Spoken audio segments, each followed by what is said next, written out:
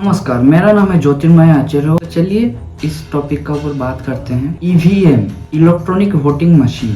तो पहले क्या होता था, पहले नॉर्मली बैलेट पेपर से और बैलेट बॉक्स से इलेक्शन होता था और उसमें बहुत सारे पेड़ कटते थे और बहुत सारे बैलेट पेपर का यूज किया जाता था। बहुत सारे पार्टी के लोग फेक बैलेट पेपर बना के इलीगली वोट बढ़ा देते थे और यहाँ पर अगर किसी भी बूथ पे अगर बूथ कैप्चरिंग हो गया किसी पार्टी के द्वारा तो वहां पर उसी पार्टी का जीत होता था। ऐसे पहले का बात था। फिर अगर किसी जगह पे ठीक से वोट भी अगर हो गया तो फिर वहां पर एक प्रॉब्लम होता था कि उस वोट को काउंट करने के लिए बहुत सारे मैन पावर लगते थे और बहुत सारे पैसे भी खर्च होते थे। फिर उसी का कुछ अलग करने के लिए यहाँ पर ईवीएम को इजाद किया गया और ईवीएम पे बहुत सारे लोग उसका पर बहुत सारे क्रिटिसाइज करने लगे। हमेशा हारने वाला पार्टी ये कहता रहता है कि अगर मैं हार गया हूँ, जो पार्टी हार गया है तो वो कहता है कि ईवीएम हैक हो गया है। वहाँ पर अगर कोई पार्टी जीतता है और बोलता है कि नहीं ईवीएम ठीक है। तो चलिए इसका बात क्यों होता है, कैसा होता है, मैं ये सब के बारे में पूरा शुरुआत से बताता हूँ। एक जगह ऐसा भी था जहाँ पर जितने भी लोग नहीं थे वहाँ से उतने ज्यादा वोट आ गए। ईवीएम को इजाद किया गया कि कोई भी इससे छेड़खानी ना कर सके और जितना वोटिंग चाहिए उतना ही परफेक्ट वोटिंग आ सके, इसी के लिए इसको इजाद किया गया था। 1990 में भारत इलेक्ट्रॉनिक्स ने ईवीएम को इजाद किया था, पर उन्होंने 1998 में और 2001 में फेज मतलब धीरे धीरे उसको इम्प्लीमेंट किया था। अभी अगर वीवीपैट जैसे इजाद किया गया, जैसे लाया गया, बहुत सारे लोग बोले कि अगर हम किसी की पार्टी में वोट दिए हैं तो हमको पता कैसे चलेगा कि हम उसी पार्टी को वोट दिए हैं। तो इसीलिए 2014 में जो ईवीएम मशीन के साथ जो कंट्रोल यूनिट था और ईवीएम मशीन था, मतलब जहां पर वोट दिए थे, ईवीएम बैलेट बॉक्स था, उसके साथ एक चीज को भी ऐड किया गया, वीवीपैट। वीवीपैट होता क्या है, अगर आप मान लीजिए आप वोट देने के लिए गए हैं और आप वहां पर किसी भी पार्टी को, बीजेपी हो या कांग्रेस को, किसी भी पार्टी को वोट देते हैं तो वहां पर लाइट जलता है और उसी टाइम जो वीवीपैट है वो आपको दिखा देता है कि आप कौन से पार्टी को वोट दिए हैं, अल्फा को दिए हैं, बीटा को दिए हैं, किसको दिए हैं, वो आपको दिखा देता है। तो सुनिए, वीवीपैट ऐड होने के बाद टोटल 3 मशीन हो जाते हैं, जहां पर होता है एक ballot unit, ballot control unit और एक होता है वीवीपैट। बैलेट यूनिट होता है वो जिसपे आप फेवरेट कैंडिडेट को वोट देते हैं और वीवीपैट से आप क्या होता है कि आप जो वोट दिए हैं वो कंफर्म होने के लिए वो दिखाता है कि आप बीजेपी को दिए हैं या फिर कांग्रेस को दिए हैं, किसको दिए हैं, वो आपको वेरीफाई करवाता है। और लास्ट जो होता है कंट्रोल यूनिट, वो वहाँ का पोलिंग एजेंट के पास होता है, जो उस पोलिंग बूथ का हेड होते हैं उनके पास रहते हैं। वहाँ पर सारा का सारा प्रोग्रामिंग डेटा और कैसे ऑपरेट हो रहा है और उसको रिफ्रेश भी किया जाता है। मतलब एक आदमी वोट देके गया तो पोलिंग एजेंट फिर से उसको दबाते हैं, फिर रिफ्रेश करते हैं, फिर दूसरा वोट को काउंट में लिया जाता है। टोटल ये जो तीनों मशीन है, वीवीपैट हो गया, बैलेट यूनिट हो गया या फिर कंट्रोल यूनिट हो गया, इस पे एक तार से ही इन तीनों को कनेक्ट किया जाता है। उसके अलावा इस पे और कुछ भी कनेक्ट चाहकर कोई नहीं कर सकता। इसको ईवीएम को और एक नाम से भी बोला जाता है, स्टैंड एलोन इंडिपेंडेंट मशीन के नाम पे बोला जाता है। इसको ऐसा क्यों बोला जाता है मैं आपको बोलता हूँ कि मान लो एक फोन है, फोन में ब्लूटूथ है, वाईफाई एक्सेस है, पर जो ईवीएम का जितने भी सारे कंपोनेंट्स है, जितने सारे पार्ट्स हैं, उस पे ना डाटा रिसीवर है, डाटा सेंडर है, ना ब्लूटूथ है, ना वाईफाई है, ना इंटरनेट कनेक्शन है। अगर कोई चाहता है भाई तो उसको कुछ छेड़ नहीं सकता, मतलब रिमोटली उसको कोई छेड़ नहीं सकता। और इसी के अलावा मैं आपको बोल रहा हूँ और इसी के साथ मैं आपको और एक बात बोल रहा हूँ, इसका अंदर सेल्फ डायग्नोस सिस्टम है और टेम्परिंग वाला भी ये है। अगर इसके साथ कोई छेड़छाड़ करता है तो वो ऑटोमेटिकली डिटेक्ट हो जाता है। अगर इसके साथ कोई हथियार से इसको खोल के इसका सारा डाटा के साथ टेम्परिंग करने के लिए भी कोशिश करता है तो इससे भी हमको पता चल जाता है कि इसी के साथ छेड़छाड़ हो रहा है। तो चलिए बात करते हैं, अगर ईवीएम कैसा काम करते हैं, उसको ऑपरेट कैसे किया जाता है। तो चलिए मैं उसके बारे में शुरुआत से बताता हूँ कि अगर एक जगह पे इलेक्शन है तो पूरा ईवीएम कैसा सर्कुलेट होके काम करता है। तो चलिए उसी के ऊपर बात करते हैं। मैं बात बोल रहा हूँ कि जो ईवीएम है तो उसका तो पूरा का पूरा कंट्रोल जो है वो भारत इलेक्ट्रॉनिक्स के पास है। जब इलेक्शन का डेट अनाउंस हो जाता है तो उसी टाइम भारत इलेक्ट्रॉनिक्स इसको भारत इलेक्ट्रॉनिक्स इसको भेजना चालू कर देते हैं। हर एक जो जहाँ पर इलेक्शन है वहाँ के डिस्ट्रिक्ट हेडक्वार्टर स्ट्रॉन्ग रूम में भेजना चालू कर देते हैं। अभी ये भेजा कैसे जाता है वो भी एक दूसरे टाइप का बात है कि हर एक जो ईवीएम का जो सेटअप है, मतलब 3 कंपोनेंट्स वाला जो टोटल का सेटअप है, उस पे एक सीरियल नंबर होता है और उसी सीरियल नंबर को एक एल्गोरिथम से पास किया जाता है। तो जिस एल्गोरिथम से कौन सा सीरियल नंबर कौन सा डिस्ट्रिक्ट पे जाएगा वो डिसाइड होता है। तो उसी तरह मतलब आपको पता भी नहीं होगा कि ये वाला जो यूनिक आईडी नंबर है वो कौन सा स्टेट या कौन सा डिस्ट्रिक्ट को जाएगा या आपको कौन सा बूथ पे जाएगा वो आपको पता भी नहीं होगा। तो इसी तरह इसको डिस्ट्रीब्यूट किया जाता है। ईवीएम का जो पूरा सेटअप जब आके डिस्ट्रिक्ट हेडक्वार्टर पे रहता है तो वहां पर जितने भी पार्टी लड़ रही है इलेक्शन, उस पार्टी का सबके सब रिप्रेजेंटेटिव वहां पर पहले से यहाँ पर आके खड़े होते हैं और उन्हीं के सामने स्ट्रॉन्ग रूम पे सब माल अनलोड किया जाता है, सबके सब ईवीएम को रखा जाता है, फिर उसको लॉक किया जाता है। अभी ये जो स्ट्रॉन्ग रूम है एक हाई सिक्योरिटी वाला जोन है जहां पर 24/7 सब समय पूरा लाइव फुटेज चलता रहता है। कोई भी पार्टी के लोग जाके वहां पर देख सकते हैं कि कोई ईवीएम के साथ छेड़खानी कर रहा है या कुछ कर रहा है। और वहां पर स्पेशल सिक्योरिटी फोर्स भी हमेशा तैनात रहती है उसको देख रेख करने के लिए। तो जब इलेक्शन की डेट आती है तो उस टाइम क्या होता है, जो जितने भी सारे ईवीएम का सेटअप है, जितने सारे ईवीएम का इक्विपमेंट है, ये सबको डिस्ट्रिक्ट हेडक्वार्टर से ट्रांसफर करके कॉन्स्टिट्यूएंसी के हेडक्वार्टर पे शिफ्ट किया जाता है। वहाँ का स्ट्रॉन्ग रूम पे, कॉन्स्टिट्यूएंसी का स्ट्रॉन्ग रूम पे ट्रांसफर किया जाता है। तो वो भी सेम प्रोसीजर के साथ ट्रांसफर किया जाता है। सील को खोला जाता है, उसको निकाला जाता है, स्पेशल फोर्स के अंडर सर्विलेंस का अंदर उसको लाके कॉन्स्टिट्यूएंसी के जो स्ट्रॉन्ग रूम है वहां पर रखा जाता है।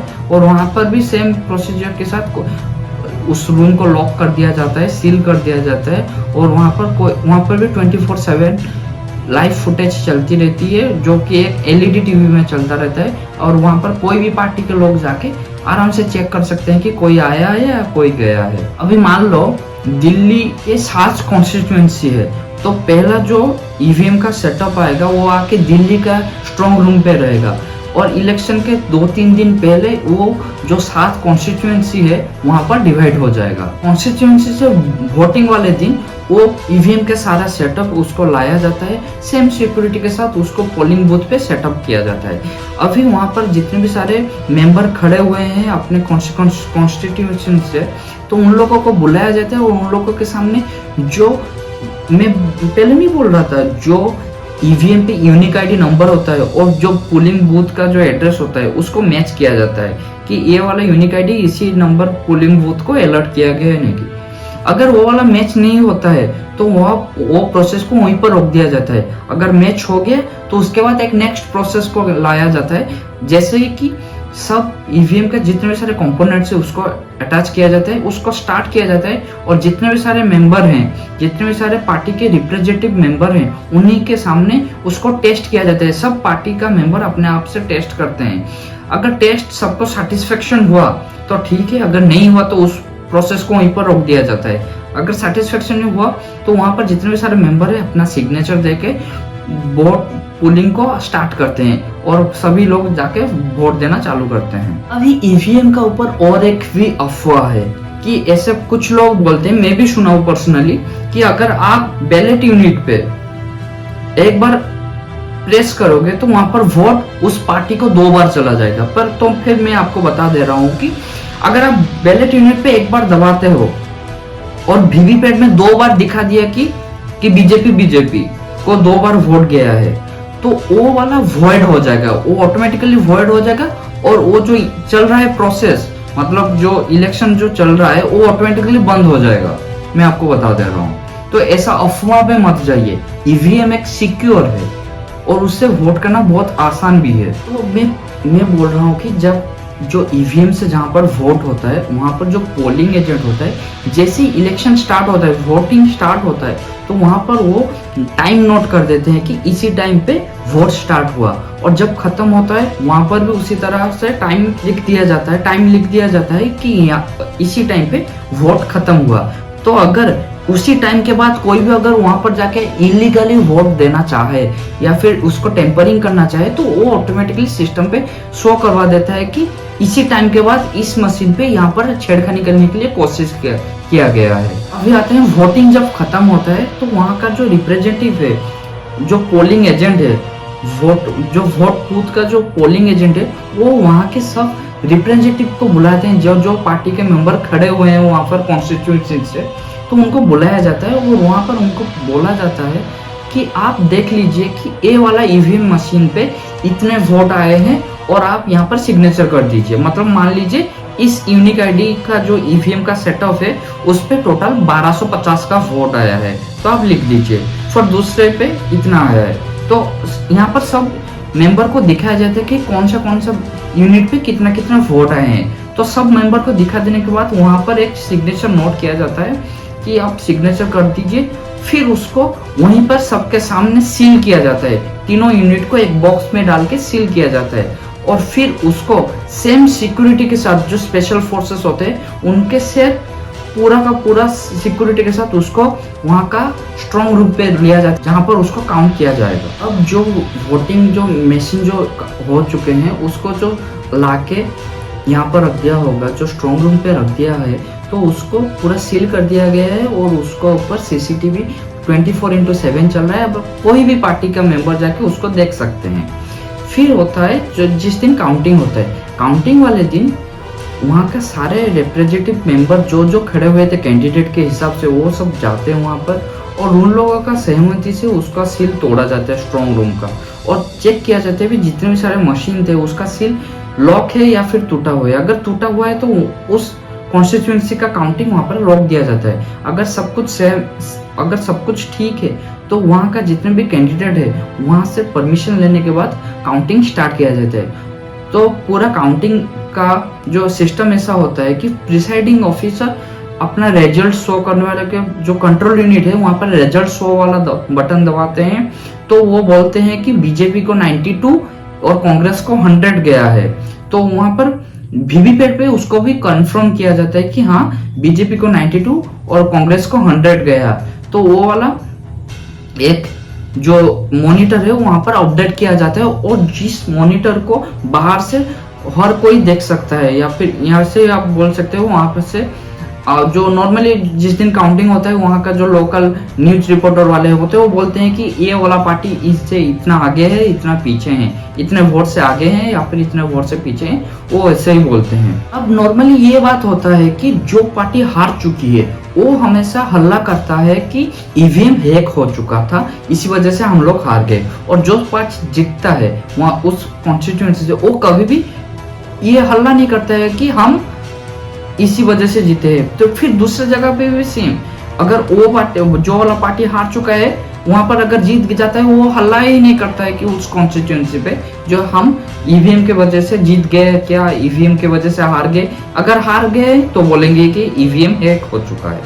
तो ऐसे ही कुछ दिनों पहले की भी बात है, दिल्ली असेंबली में एक बहुत बड़े प्रमुख जो ईवीएम एक डोमी वाला ईवीएम को दिखाकर बोलते हैं कि ईवीएम ऐसा ही हैक हो सकता है। बात बढ़ना चालू हो गया कि ऐसा कैसे हो गया। अगर मैं आपको ऐसे बोलूंगा कि आप बोल रहे हैं कि एचडीएफसी और एसबीआई बैंक का इंटरनेट बैंकिंग बहुत खराब है, आप इसका ऊपर कंप्लेन किए और नेक्स्ट दिन आप क्या बनाए कि आप अपना एक वेबसाइट बनाए और उसी को क्रैक करके दिखा दिए कि देखिए ये वाला ऐसे क्रैक होता है। तो ये तो कोई सेंस वाली बात नहीं हुआ ना।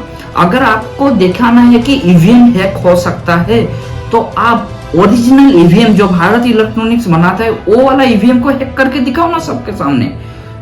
वो तो नहीं कर सकते है ना। अगर आपको ओरिजिनली करना है तो ऐसे करो।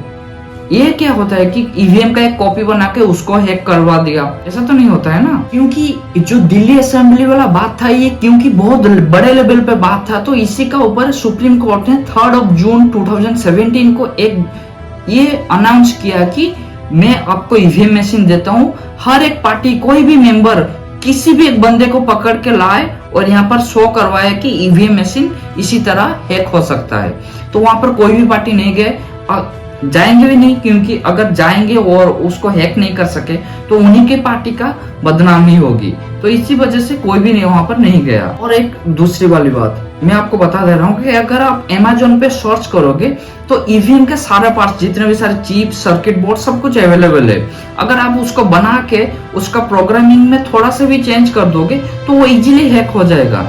तो उसी को आप अगर बोलोगे कि हाँ मेरा वाला तो हैक हो गया तो आपका वाला भी हो सकता है, पर ऐसा नहीं होता है। देखिए हमारा देश में बहुत सारे पार्टी के मेंबर और बहुत सारे लोग भी सुप्रीम कोर्ट में ईवीएम को लेके पीआईएल डाले थे कि ईवीएम को बैन कर दिया जाए, पर सुप्रीम कोर्ट ने ईवीएम का जो पीआईएल था उसको पूरा रिजेक्ट कर दिया और जो ईवीएम को बहुत तारीफ किए। और ये था ईवीएम का ऊपर पूरा वाला बातचीत। तो मिलते हैं एक नेक्स्ट वीडियो में, रहता हूँ।